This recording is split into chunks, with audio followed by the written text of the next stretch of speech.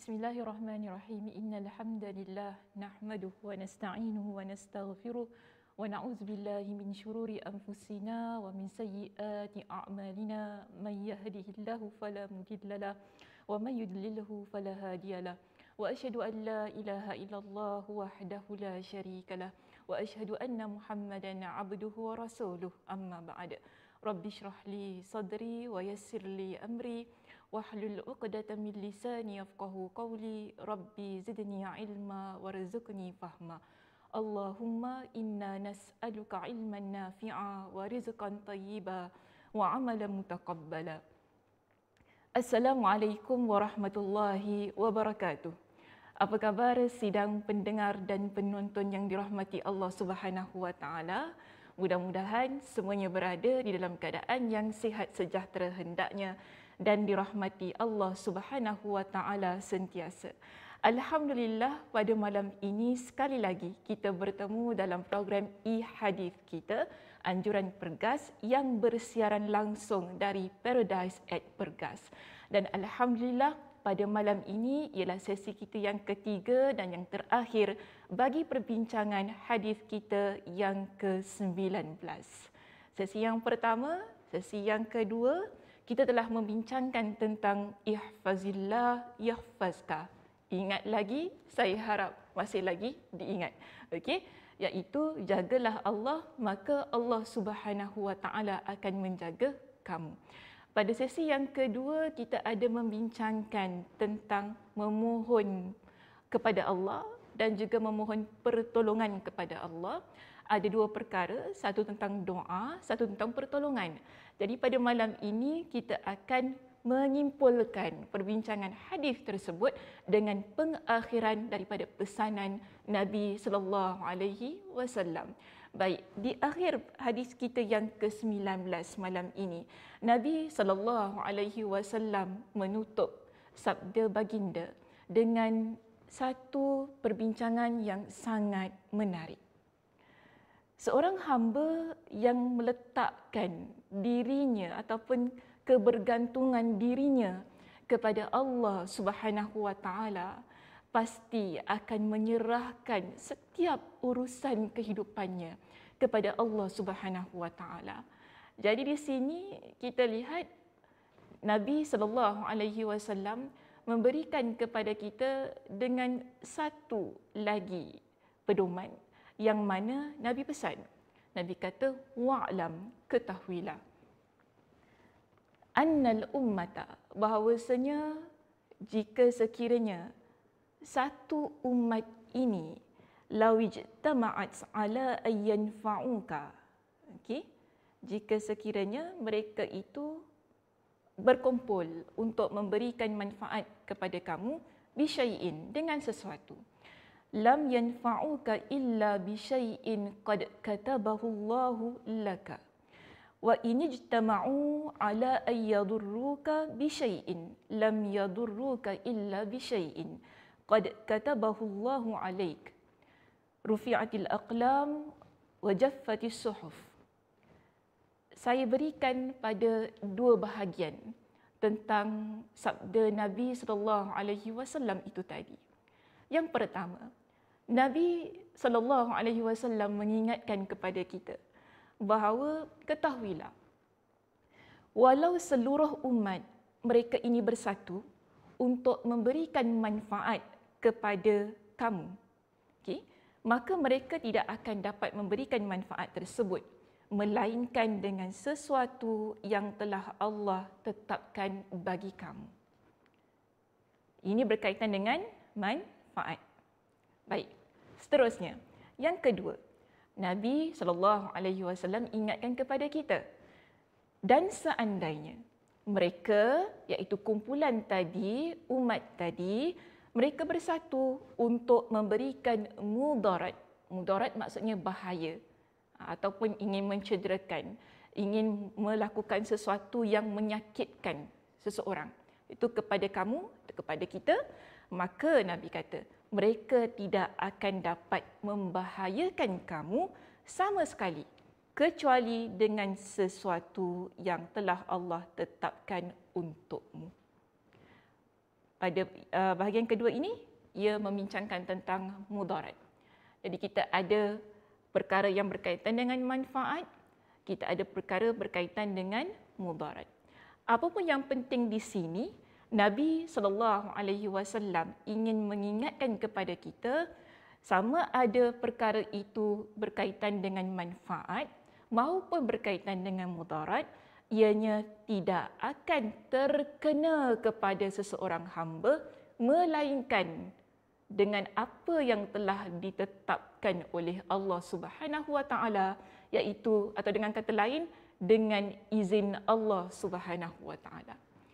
Jadi kalau apa pun yang dirancang oleh seseorang berkaitan dengan manfaat, berkaitan dengan kemudaratan yang ingin dikenakan ataupun diberikan kepada kita, insya-Allah ianya tidak akan terkena melainkan dengan izin Allah Subhanahu Wa Taala.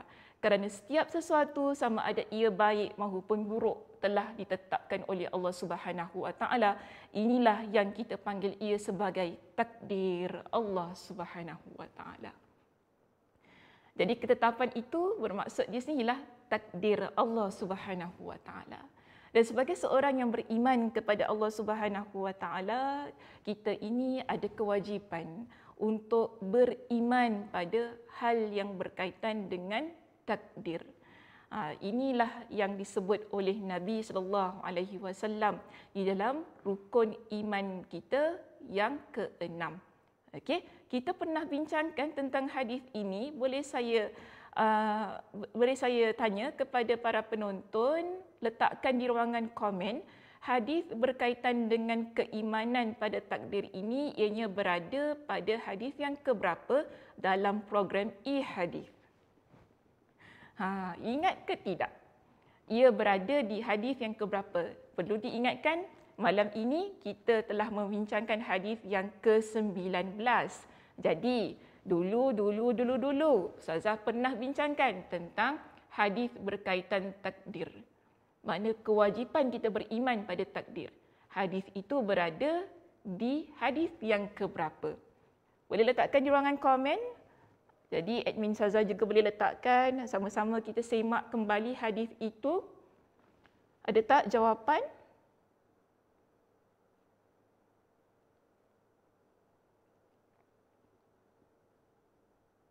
Belum ada jawapan. Jika tidak ingat, letak tidak ingat ya. Jangan diam saja. Ustaz tak tahu nanti. Siapa ada bersama dengan saya malam ni? Kak Nurzah kita. Kak Nurzah ingat ke tidak? Kak Aisyah, kalau Kak Aisyah ingat ke? Ramna Hasan is watching. Okey, Ramna Hasan. Kak Ramna Hasan. Jika Kak Ramna Hasan ingat, boleh letakkan di ruangan komen. Hadis berkaitan dengan keimanan pada takdir itu berada di hadis nombor berapa dalam perbincangan ataupun dalam program e-hadis kita.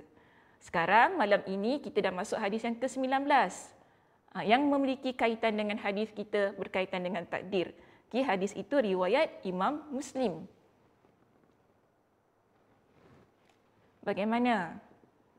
Tak ingat Ustazah? Allah, tak ingat ya Kak Zah?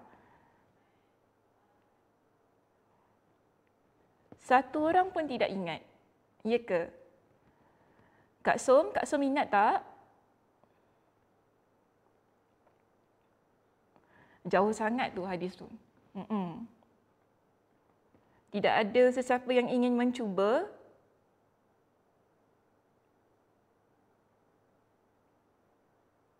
Tak ingat. Nurul Insyirah tak ingat. Tak apa. Janganlah sedih.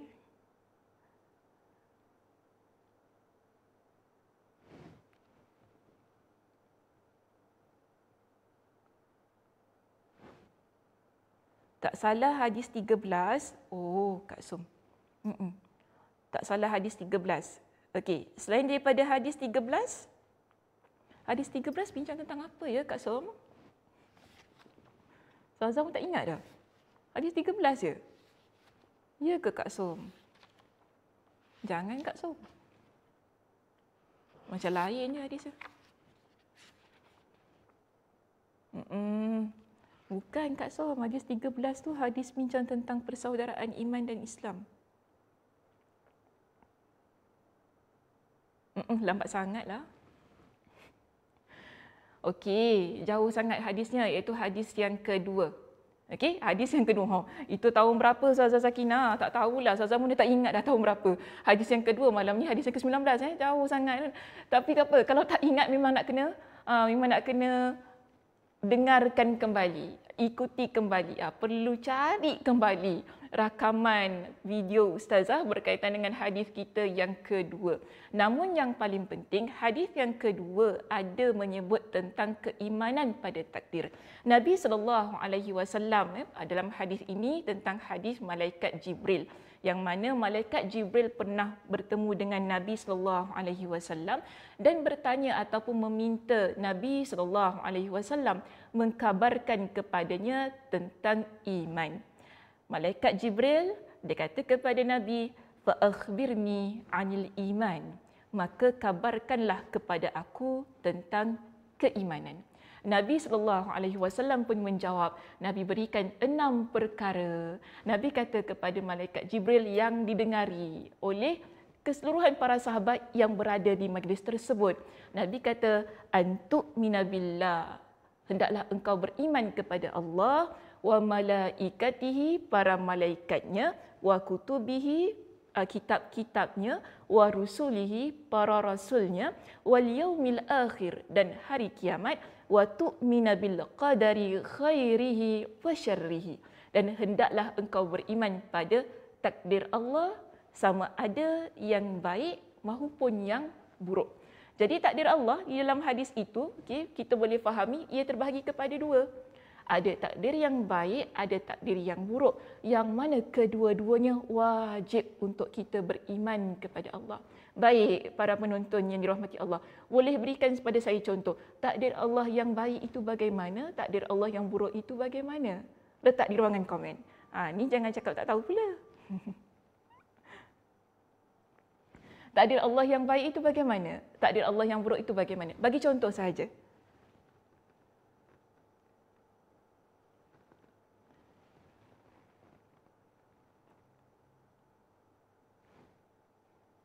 Ada jawapan? Tab Ustazah ni bermasalah lah ya. Tak keluar apa-apa. Kan? Tak keluar apa-apa. Ada jawapan? Ya.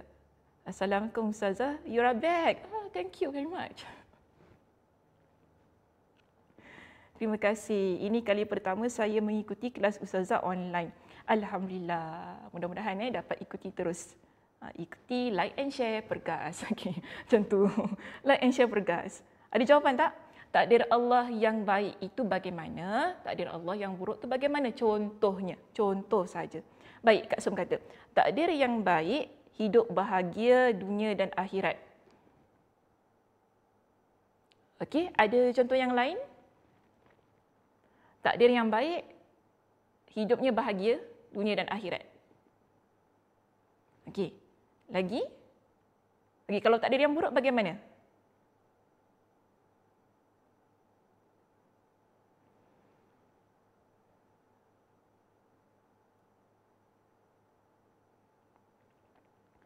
Malam ni agak lambat jawapan diberikan Pergi bercuti ke?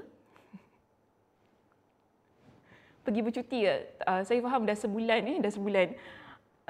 tak bersiaran jadi dia agak lambat sikit nak jawab. Baik, Kak Nuruzah kita. Takdir baik, Ustazah sihat dan dapat mengajar semua malam ini. Alhamdulillah, masya-Allah, tabarakallah. Terima kasih. Cantik contohnya, masya-Allah, tabarakallah. Ya, Kak Zah kita. Pandai awak. Takdir baik, Ustazah sihat dan dapat mengajar semua malam ini. Alhamdulillah. Betul tu takdir yang baik. Kak Som, takdir yang buruk, mati dalam kemalangan. Jangan cakap tu takdir buruk, Kak Som. Itu bukan takdir buruk. Itu okeylah kita kata takdir buruk ialah kita dapat kabar. Ayatnya perlu betul kita dapat kabar ada ahli keluarga yang meninggal dunia dalam kemalangan. Itu cantik. Tiba-tiba kata, oh takdir tu buruk ya. Nanti salah faham pula. Jadi Aida, Omar, semua takdir Allah baik, yang buruk cuma dari kita. Boleh juga, tetapi di situ perlu kita faham bahawa takdir Allah Subhanahu Wa Taala ada yang buruk untuk menjadikan kita baik. Okay, sebab itu Nabi kata kepada malaikat Jibril tadi, kita perlu beriman kepada Allah pada takdir Allah yang baik dan takdir Allah yang buruk. Baik, apa maksud takdir Allah yang baik? Ialah bila kita mendapat perkara-perkara yang baik dalam kehidupan kita. Ini adalah definisi yang paling mudah yang boleh saya berikan.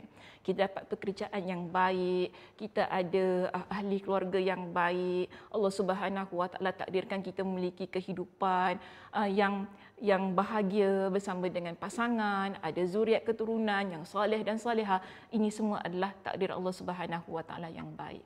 Bila kita kata takdir Allah Subhanahu Wa Taala yang buruk, Allah Subhanahu Wa Taala berikan kepada kita dengan penyakit, ini contohnya. Okey, Allah Subhanahu Wa Taala berikan kepada kita dengan musibah, mungkin kemudian kita ada pekerjaan, tiba-tiba kita diberhentikan pekerjaan. Ini adalah takdir-takdir yang tidak baik, takdir Allah yang buruk. Namun bagaimana kita menyikapi takdir-takdir tersebut? Inilah baru kita akan berbalik pada tadilah yang Aida katakan, semuanya daripada diri kita sendiri.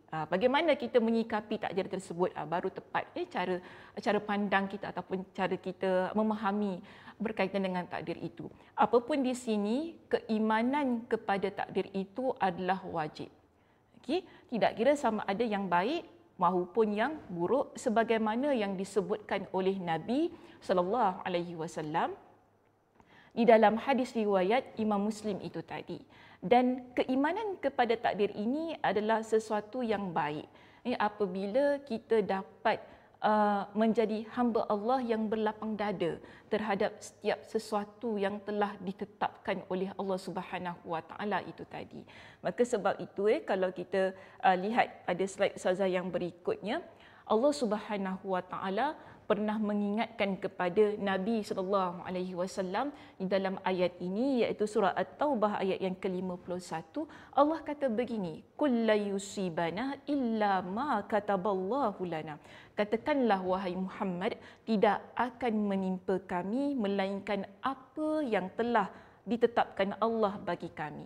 Dialah pelindung kami dan hanya kepada Allah bertawakallah orang-orang yang beriman. Okay, huwa maulana, iaitu Allah Subhanahu Wa Taala itu adalah pelindung bagi kami. Wa 'alallahi falyatawakkalul mu'minun, dan hanya kepada Allah bertawakallah orang-orang yang beriman. Jadi ini merupakan sesuatu yang diingatkan oleh Allah Subhanahu Wa Taala. Apa pun yang terjadi, itu adalah ketetapan Allah Subhanahu Wa Taala. Sama ada ia baik maupun yang buruk. Kita berbalik kepada hadis yang menjadi perbincangan kita pada malam ini. Yang mana Nabi kata kepada kita tadi, kalau ada sekumpulan manusia yang mana mereka merancang untuk memberikan kemanfaatan ataupun memberikan sesuatu yang baik kepada diri kita, kita tidak akan dapat perkara itu melainkan dengan sesuatu yang telah ditetapkan oleh Allah Subhanahu Wa Taala. Yang mestilah bertepatan dengan takdir Allah Subhanahu Wa Taala. Ustazah berikan contoh begini ya, para penonton yang dirahmati Allah.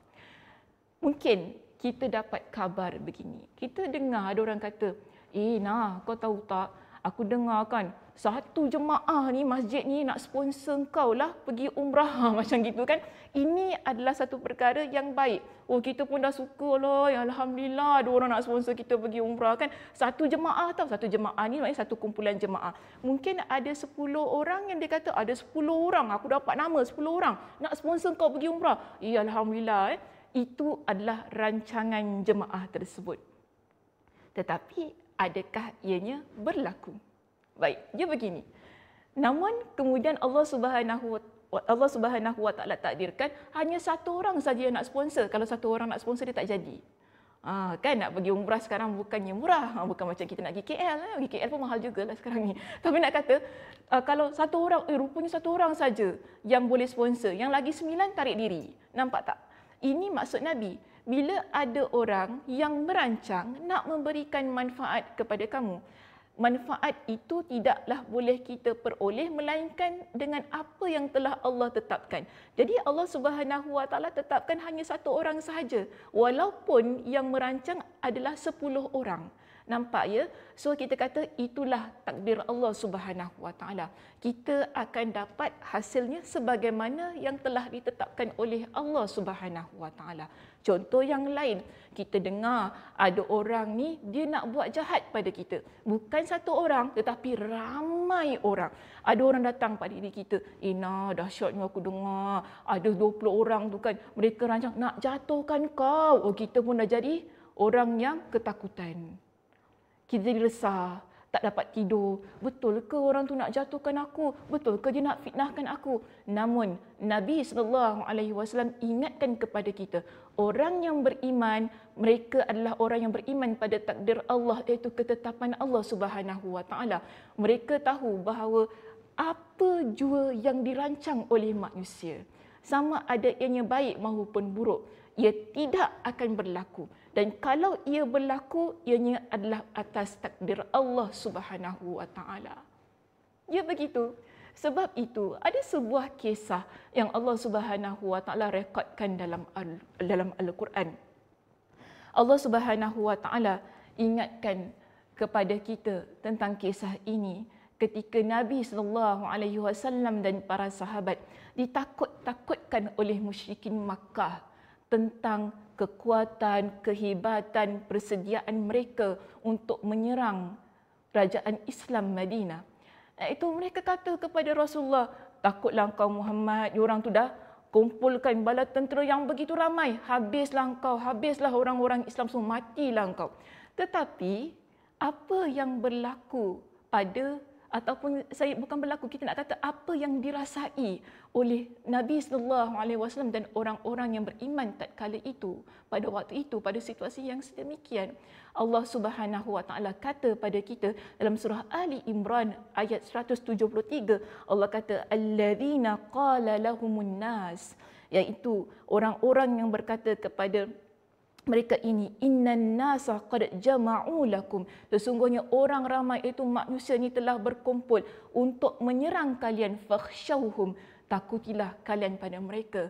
Namun kedudukan orang yang beriman, apa yang mereka rasa, Allah Subhanahu Wa Taala kata di sini, fazadahum imana. Orang yang beriman semakin bertambah-tambah keimanan mereka. Mengapa keimanan mereka bertambah-tambah? Kerana keimanan mereka pada takdir Allah. Tidak ada rasa gentar bagi mereka jika itu yang dirancang oleh musyrikin Makkah, rancanglah. Namun mereka yakin pada takdir Allah, pada ketetapan Allah. Jika mereka kalah, kalahlah dalam peperangan tersebut. Jika mereka mati, matilah dalam peperangan tersebut. Kerana mereka akan berusaha sehabis usaha untuk mempertahankan diri mereka. Dan apa kata-kata mereka yang direkodkan oleh Allah Subhanahu Wa Taala di dalam ayat ini? Allah kata, qalu hasbunallah wa ni'mal wakil. Inilah kata-kata orang yang beriman tatkala mereka berhadapan dengan sesuatu yang menggetarkan ataupun sesuatu yang menggentarkan. Menggetarkan maksudnya sesuatu yang mungkin buat hati mereka ni rasa bergetar. Kemudian gentar, dia rasa takut. Ada getar dan gentar pada jiwa mereka tatkala mendengar rancangan-rancangan jahat musyrikin Makkah. Namun ucapan orang yang beriman ialah hasbunallah wa ni'mal wakil. Cukuplah Allah sebagai penolong kami dan cukuplah Allah itu sebagai sebaik-baik penolong untuk kami. Inilah yang kita panggil sebagai hikmah pada keimanan kita terhadap takdir. Dan Allah Subhanahu Wa Taala menetapkan takdir ini bukan dengan saja-saja. Allah Subhanahu Wa Taala ingin menjadikan kita hamba Allah yang sentiasa bergantung, berharap pada Allah. Atas dasar itu kita lihat dalam surah Al-Hadid ayat yang ke-23, Allah Subhanahu wa taala mengingatkan kepada kita tentang keimanan seseorang pada takdir ini. Allah kata, kenapa kami tetapkan kepada mereka dengan takdir, dengan ketetapan-ketetapan. Allah Subhanahu wa taala berfirman, Allah kata apa? Likaila ta'sau ala ma fatakum. Supaya kamu tidak bersedih hati terhadap apa yang luput dari kamu. Okey? Jadi pertama di sini.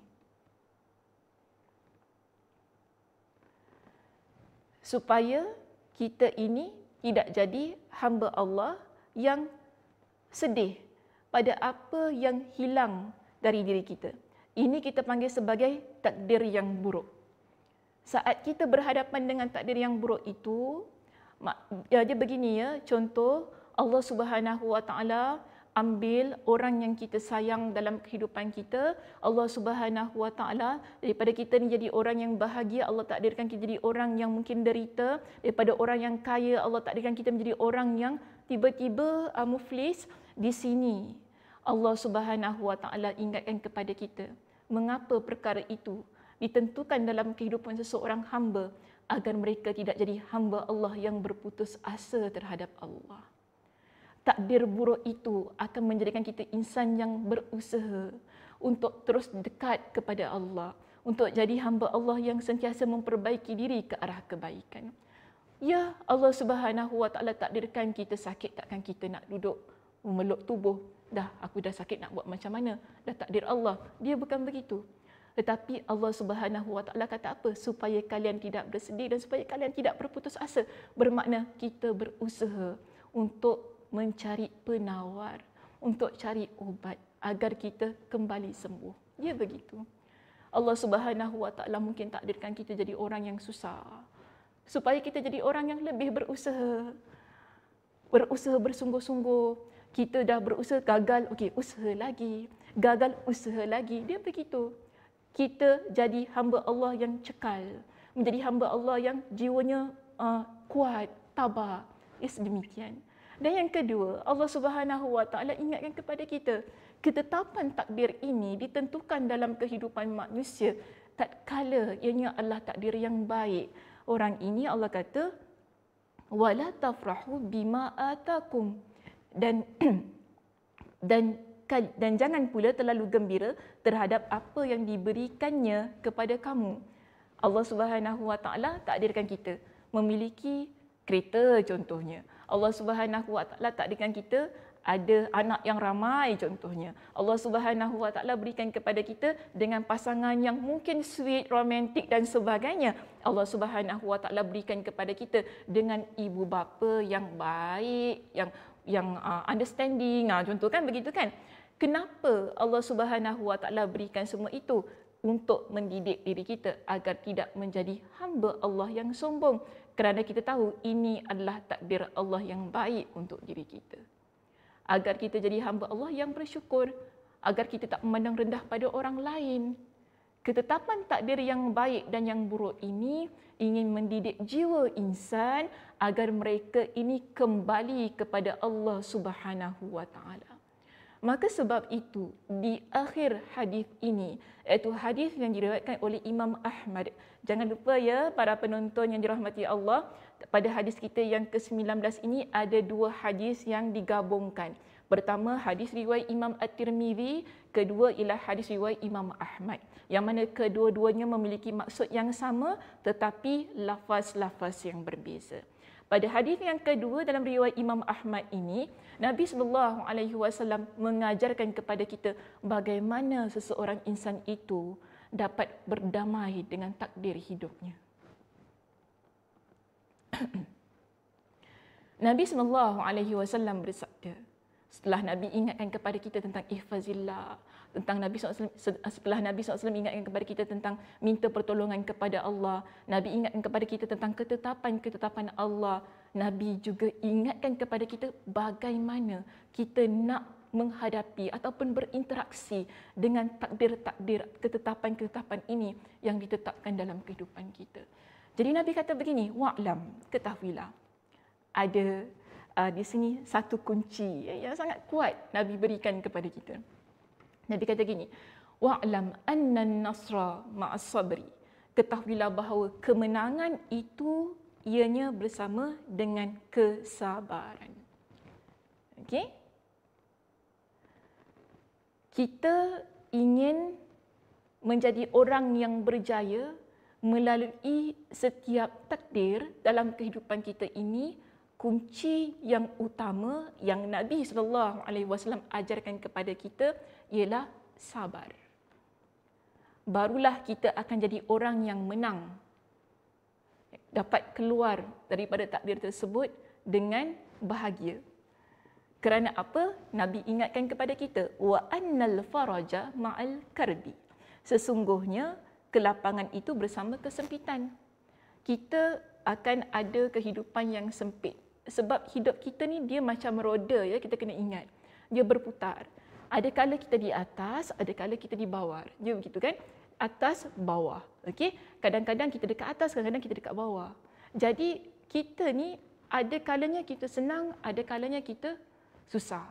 Jadi Nabi ingatkan kepada kita, kalau kita susah, kita jangan lupa satu hari kita akan berada pada keadaan yang senang. Namun, kita perlu melalui kesusahan terlebih dahulu. Banyak perkara dalam hidup ini dimulai dengan kesusahan. Dia tak terus-terus akan ada kesenangan. Sebab itu Nabi kata apa? Wa anna ma'al usri yusra. Dan sesungguhnya bersama dengan kesusahan itu adalah kesenangan. Kita ni hidup macam ini, ya. Mungkin boleh difokuskan pada slide saya. Kita hidup, okey, kita ada kesusahan. Kita akan keluar daripada kesusahan tersebut, kita akan pergi kepada kesenangan. Namun, Nabi ingatkan kepada kita, jalan untuk menuju kesenangan ini, okey, yang pada line saya di sini kan, jalan nak menuju pada kesenangan ini, dia tak terus kita dapat straight expressway begitu. Tetapi di sini dia mesti ada sabar. Baru kita akan dapat merasai kesenangan tersebut. Tapi kalau kita tidak ada kesabaran dalam berhadapan dengan takdir tersebut, okey, susah, sakit, ada kesempitan, mungkin kita ni ada banyak sangat masalah, kita pun tak sabar, kita merungut, tidak mahu berusaha, jadi orang yang menyalahkan orang lain. Pada semua perkara-perkara tersebut, kita tidak akan ke mana. Namun orang yang sabar itu Nabi kata, orang yang dia nak menang, dia nak keluar daripada kesusahan yang telah Allah takdirkan dalam hidup dia, kan, ujian-ujian dalam hidup dia. Bila dia sabar, dia hiasi hidup ini dengan kesabaran, dia akan menuju pada satu penghujung yang kita panggil sebagai kesenangan dan kebahagiaan. Ini kata-kata Nabi yang Nabi SAW ingatkan kepada kita. Sebab apa dia begini? Kenapa pentingnya? Kerana daripada awal kita bincangkan tentang hadis ini, begini, ya. Kita faham, orang yang mana dia sentiasa jaga Allah, Allah akan jaganya, akan jaga diri dia. Bermakna kita tahu kita akan jadi orang yang senang. Kita juga faham, orang yang dia mengangkat tangan, minta kepada Allah, Allah akan kabulkan doanya, Allah akan berikan pertolongan kepada dia. Kita faham begitu. Tetapi ada kalanya Allah berikan sebaliknya, bukan? Ada kalanya kita mungkin terfikir, oh saya dah jaga Allah jangan lupa, ya, maksudnya para penontonnya, iaitu kita taat kepada Allah, kita solat, kita baca Al-Quran, kita jaga hukum hakam Allah. Tapi kenapa saya susah? Mungkin ada orang dia berfikiran sedemikian. Begitu, buat apa saya solat? Buat apa saya jaga hak-hak Allah? Buat apa saya jaga semuanya? Saya tetap susah. Allah Subhanahu Wa Taala tetap berikan kepada saya dengan ujian. Saya pun dah berdoa kepada Allah, kenapa masih tak kabul? Sebab tu Nabi ingatkan kepada kita, kalau kita inginkan kesenangan, kemenangan, kebahagiaan tersebut, ianya bukan dengan mudah. Ianya adalah perjuangan. Namun bagaimana untuk melaluinya? Iaitu kesabaran. Okey, kesabaran.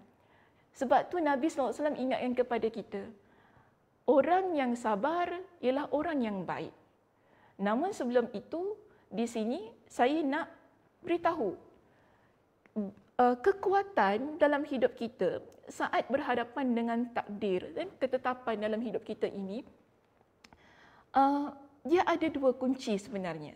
Okay. Bukan semata-mata sabar, tetapi kita ada redha, kita juga ada sabar. Redha dan sabar. Cuma di kalangan para ulama, mereka ketika mereka membincangkan tentang redha dan sabar ini, mereka meletakkan redha itu berada pada tingkatan yang paling tinggi. Yang paling tinggi maksudnya yang sukar untuk kita peroleh, namun ia tidak mustahil. Kerana ada orang yang begitu. Redha, apa beza redha dengan sabar? Redha inilah bila seseorang dia berhadapan dengan suatu musibah yang menyakitkan, bagi dia perkara tersebut biasa-biasa sahaja. Padahal kalau ia berlaku pada orang lain, mungkin orang lain dia tak boleh untuk berhadapan dengan ujian itu. Rasanya sangat sakit. Tapi orang yang redha, bagi dia tak ada apa-apa. Ini semua milik Allah, ini semua hak Allah. Allah memang berhak untuk ambil segala-galanya. Dia begitu. Ini maknanya orang yang redha. Namun itu berada pada tingkatan yang paling tinggi. Sehingga di kalangan para ulama tafsir, pada ayat At-Taghabun ayat yang ke-11 di sini, ketika mereka mentafsirkan ayat ini yang menjadi dalil kepada tentang keredaan di situ, tentang ayat ma asaba min musibatin illa bi idznillah wa man yu'min billahi yahdi qalbah wallahu bikulli syai'in alim. Tentang ayat ini, Imam At-Tabari dan juga Imam Ibn Kathir rahimahumullah, mereka kata, yang mana mereka ni kedua-duanya memetik pendapat daripada Al-Qamah, mereka kata musibah tersebut adalah musibah yang menimpa seseorang. Maksudnya ada takdir yang menyakitkan Allah Subhanahu Wa Taala berikan kepada kita. Tetapi dia mengetahui bahawa musibah tersebut adalah dari Allah. Dan apa yang dia lakukan, dia menerima dan redha dengannya. Ini merupakan dalil yang digunakan oleh para ulama untuk membincangkan tentang keredaan yang ada pada hati jiwa orang yang beriman. Dia boleh terima, dia boleh redha dan tidak ada langsung rasa kesakitan pada takdir yang menyakitkan itu dalam kehidupan dia. Sebab itu ia berada pada tingkatan yang paling tinggi. Namun kita lihat begini, untuk mereka yang tak mampu berada pada tingkatan yang pertama, di sini ini yang kita balik pada sabar. Kita lihat pada tingkatan yang kedua, iaitu orang yang begini dia wajib untuk sabar. Sebab itu redha ni tadi kan, redha, sabar. Redha nombor 1, sabar nombor 2. Redha ini di kalangan para ulama membahaskan hukumnya adalah sunnah. Siapa yang dapat buat, siapa yang ada perasaan tersebut yang mana dia tak rasa sakit, dia boleh berlapang dada dengan selapang-lapangnya menerima takdir-takdir Allah Subhanahu Wa Taala itu tadi, orang yang begini dia mendapat pahala yang sangat besar. Namun bukan kita kata kalau dia tak redha, dia tak sabar, dia tak dapat pahala. Tapi yang penting di sinilah dia perlu sabar. Kalau dia tak mampu redha, dia wajib sabar. Dia wajib sabar.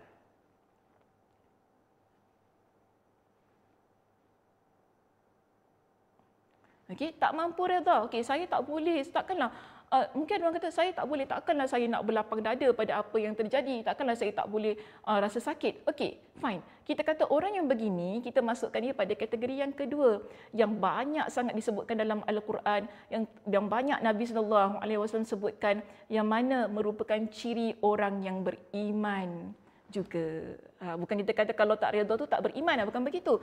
So, kalau kita tak mampu untuk ada rasa sebagaimana orang yang redha tadi, kita pergi kepada kesabaran yang Nabi SAW ingatkan kepada kita, yang menjadi kewajipan untuk kita pegang pada diri kita ketika berhadapan dengan takdir-takdir Allah Subhanahu Wa Taala.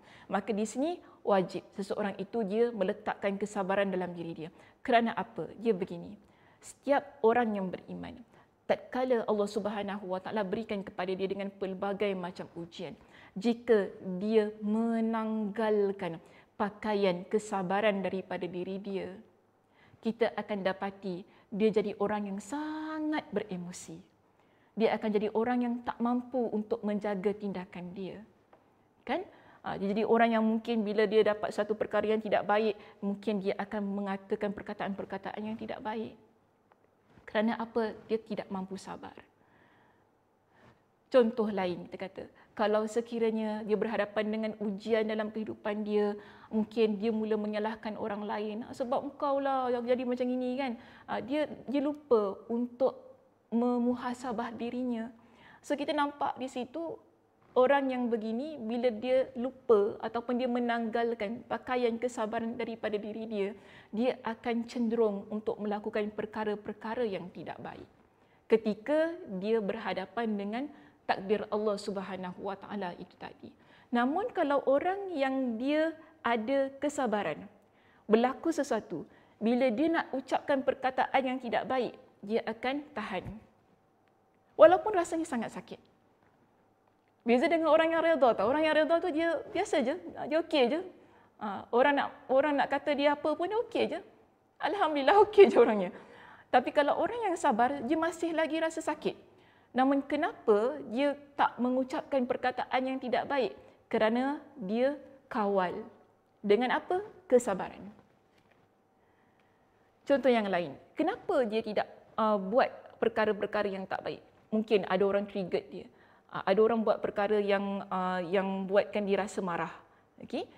Lalu dia rasa macam, ni aku macam nak tumbuk. Ni sikit lagi tangan nak jalan nak tumbuk dekat muka dia. Tapi dia tak buat. Walaupun perasaan tu meluap-luap. Kerana apa? Ada kesabaran pada diri dia. Kita akan jadi insan yang hancur lebur. Daripada sudut akhlak, daripada sudut etika, daripada sudut percakapan. Seandainya kesabaran itu kita hilangkan daripada diri kita. Maka sebab itu di sini Nabi SAW mengingatkan kepada kita tentang ketakjuban baginda pada orang yang beriman. Kenapa Nabi sangat takjub? Nabi sangat hairan. Itu kan, Nabi SAW sangat kagum dengan orang yang beriman ini kerana mereka memiliki dua perkara. Nabi kata begini, ajaban li amril mu'min. Sangat menakjubkan bagi urusan orang yang beriman.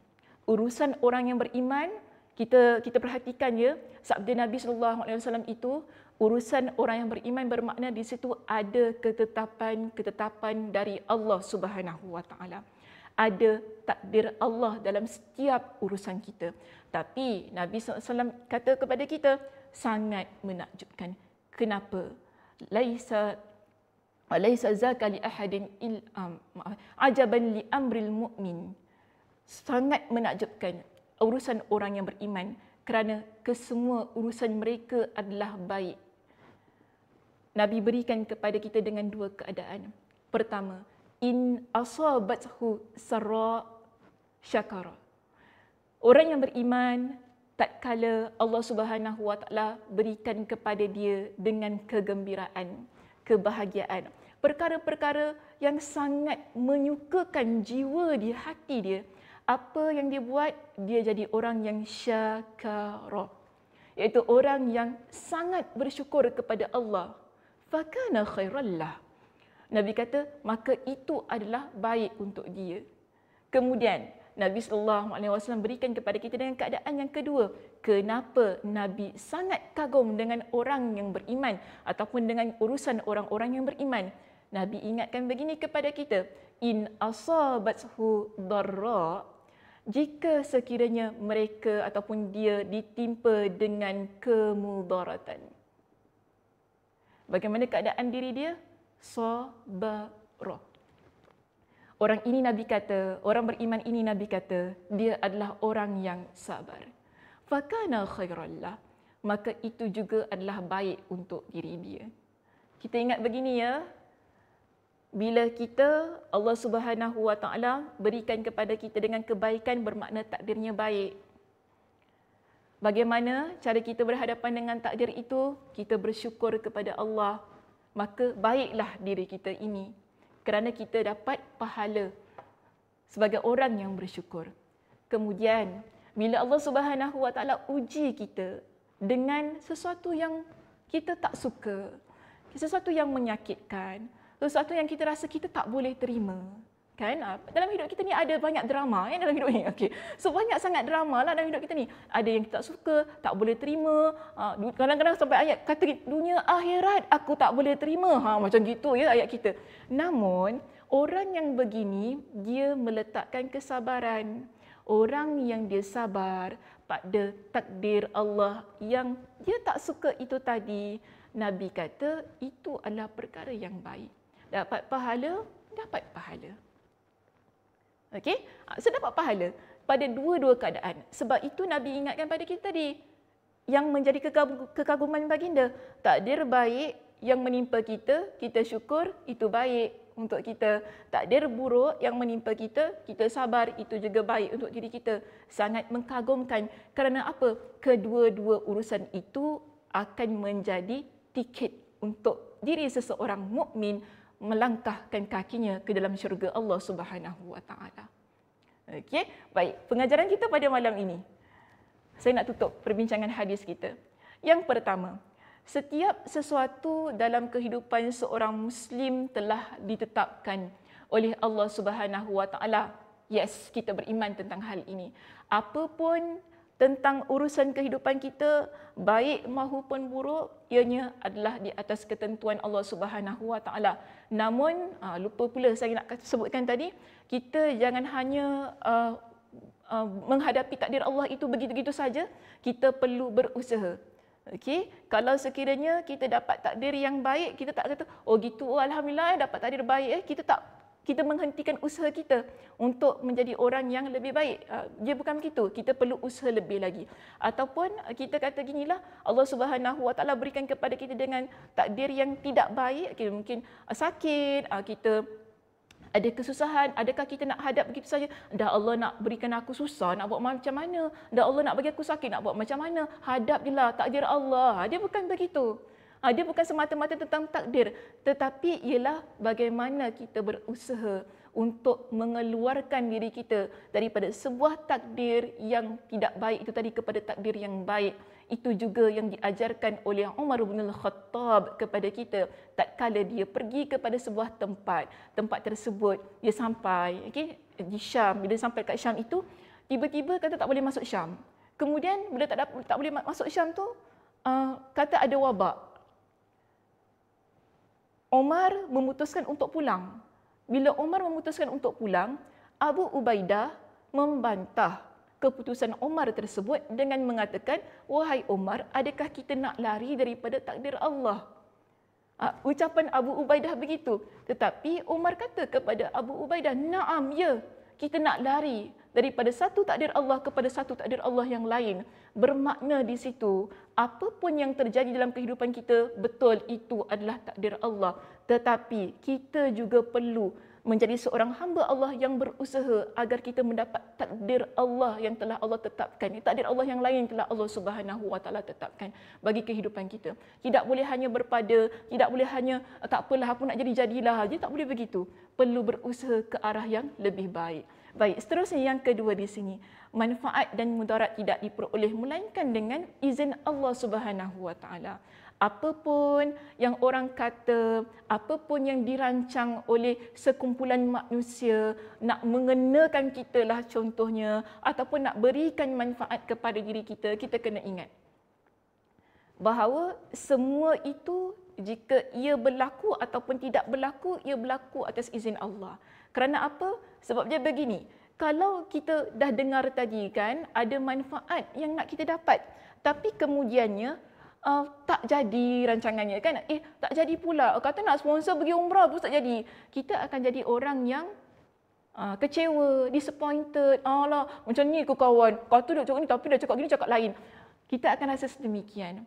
So di sini ianya mengajarkan kepada kita bahawa apapun yang dirancang, apapun yang ingin dilakukan oleh orang lain dan hasilnya itu ialah dengan izin Allah Subhanahu Wa Taala. Kita hanya mampu merancang, tetapi yang menentukan ialah Allah Subhanahu wa taala. Baik, seterusnya yang ketiga dan yang terakhir pada malam ini, sabar. Ialah sifat yang diperlukan seorang muslim bagi menghadapi takdir Allah.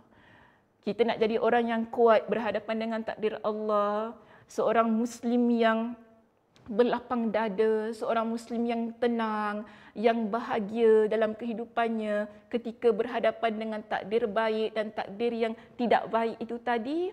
Kuncinya yang paling utama yang perlu ada dalam hidup kita ialah sabar. Ya betul, sabar itu sangat pahit. Tetapi kita jangan lupa, daripada kepahitan itu ianya akan menghasilkan ganjaran yang sangat manis, iaitu syurga Allah Subhanahu wa taala. Okey, itu sahaja untuk perbincangan kita pada malam ini. Terima kasih saya ucapkan atas perhatiannya.